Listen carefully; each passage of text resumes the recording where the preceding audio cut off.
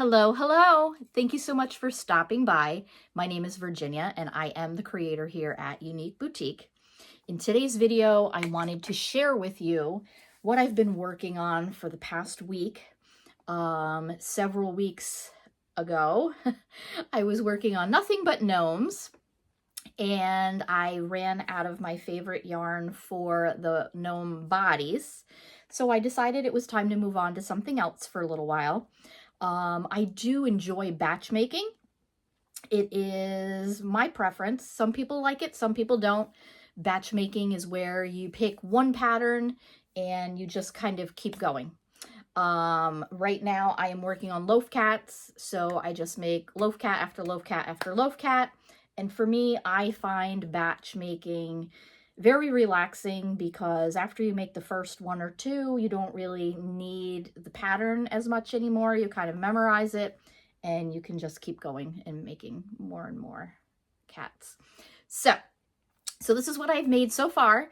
I believe this is what I've made in the past week. So we'll jump right in. I have a classic little Tuxedo cat. These are Loaf Cats. Now, I haven't lint rolled them or anything yet.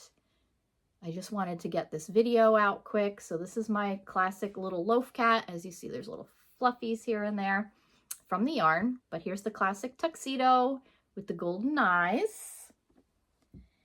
And I made two black cats. Now, the black cats are always my best seller. They seem to go first. Everybody wants the black cats. And especially since we have Halloween coming up, I do want to make several more. But I have one with green eyes, one with gold eyes. And yes, they do need to be lint rolled still. I just absolutely love their cute little noses. Look at their little noses. They're so cute. So this is my own pattern. I am planning to make a pattern to have available to you. So if that's something that you're interested in, please comment below so I know how many people are actually interested. I've never written a pattern before in my life. I mean, I've written my own pattern that I use, but I don't know if it's going to make sense to anybody else. So that is something that I'm going to do hopefully this fall when I have a little bit more time. I do want to write the pattern and I'll probably do a little bit of a pattern test. I'll pick a couple people to do that. So yeah, I'm excited about that. I know there's going to be a lot involved in it because there's going to be a lot of pictures that are going to have to go into it, and just how to set that up is going to be something that I've never done before. So anyway, so here's a couple of little Ombre cats. So I bought this yarn on clearance. It was a Bernat blanket Ombre, and it was a cake. And when I saw it, it was on clearance when Joann's was going out of business, and I said, oh my gosh, that'll be a cute ombre cat. So I made a little ombre cat. Now, it was a little harder than I expected because I thought I would just be able to use the yarn as is right off the cake, but the color variation was very long in between. So my first cat would have been all the light color. The next cat would have been the second color. So I ended up having to make my own balls of yarn out of the cake. And then I kind of did several rows of each color and then went on to the next. Actually, I think this is the first one that I made. So this one started out with almost like a white in the front. Cute little face. Look at the little nose. So started out almost white, went to a very pale lilac color, to a little darker lilac color, to a pretty nice shade of purple at the back. And then I was going to do a reverse one, but I did really want to have the face lighter. So here's the two that I made. I do like the color variation better on this one versus this one, but they're still very, very cute. One has blue eyes, one has green eyes. There's my cute little Ombre Loaf Cats. And I had enough of that yarn left over. I made a little Ombre kitten. Here's my little kitten. This is also my pattern that I created. I created the Loaf Cat pattern, and then my daughter said, okay, now you should make kittens. And I'm really, really glad that she said that, because my kittens are my best seller. I usually sell out of them at every market. The very first market I brought them to, I brought 22 of them, and I thought that was going to be my stock for like the next several markets, and I sold all 22 that very first day. So I have to make a lot more of these. But anyway, getting back to this is going to be another pattern that I'm hoping to write. But here's my little Ombre kitten. And I had, sorry that I'm reaching, I'm still trying to perfect this setup, and I'd really like to get a little table that I can set up next to me when I'm doing videos. That'll be a lot easier. But look at this one. I call this my patchy kitten, and this is some of the leftover yarn that I had. I had little bits and pieces of that ombre cake. And as you can see, we've got one darker ear, one lighter ear, and then we've got a little tail patch, also with the lighter, because I had very, very little of the darker lilac left. He's got little blue eyes. So there's my little purple ombre patchy kitten. And what do we have next? I guess we'll stay with the patchy kittens. This is my favorite yarn for cats. It was something gray. I can't remember the name of it. Cloud gray or something like that. You see, it's the mystical yarn. So there's that little variation. So it's like a muted calico color. I absolutely love it. And it is so, so super soft. I really hope that Bernat is still making this yarn. I did go online to get the name of it, and I noticed that it was out of stock, that they only have, in the mystical, they only have a few colors left, like the orange and the green, and it didn't have this color left. So I hope they're still making it. It's my absolute favorite for the cats and kittens because it's so super soft. The mystical yarn is so super soft. Next, so this is the other yarn that I had picked up to replace the mystical yarn. I do like the color variation on this. It's a little stronger color variation, but the yarn is nowhere near as soft as the mystical yarn, but it's still very, very cute. This is another little patchy kitten. And this was the first one that I did, the little black and white patchy kitten. It's got little blue eyes.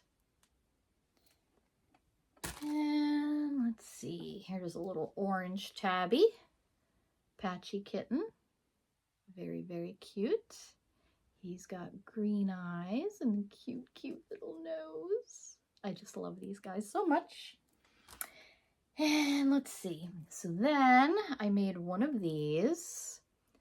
It's the little like calico patchy kitten. I call it like a squishmallow color, because the squishmallows, whenever you see them, they have the little rusty color and the black with the white bodies. So that's how I remember what this one is. It's my squishmallow.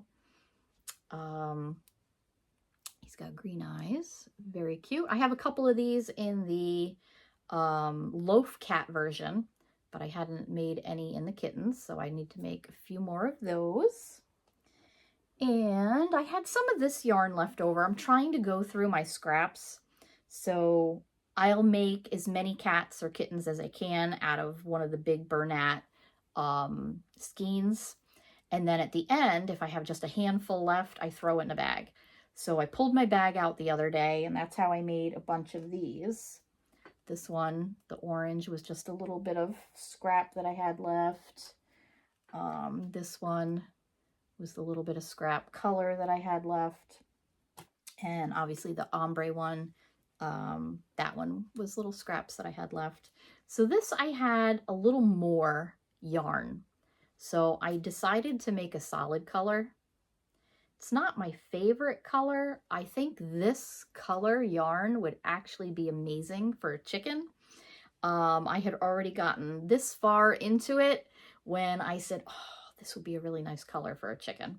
And I didn't want to just rip it all out because I already did the hard parts. So I decided to go ahead and complete my kitten in this color yarn. I have no idea what it is. This might actually be the tabby color, if I remember correctly. It's Bernat blanket. It is cute, but I think it would make a great chicken. So, last but not least, I have the most adorable little kitten. I don't know that I'm going to sell this one because I love it so much. Look at him. Isn't he adorable? This little fuzzy kitten is made using the Feels Like Bliss yarn. It's so super soft and fuzzy. See how fuzzy it is? It's so darn cute. Yeah. So I bought this yarn to make my Santa Claus gnome. So the top of his hat, like the brim of his hat, is made with this super soft fuzzy yarn. And as I was making it, I said, oh, this would be really cute for kittens. But as you can see, it's a much thinner yarn.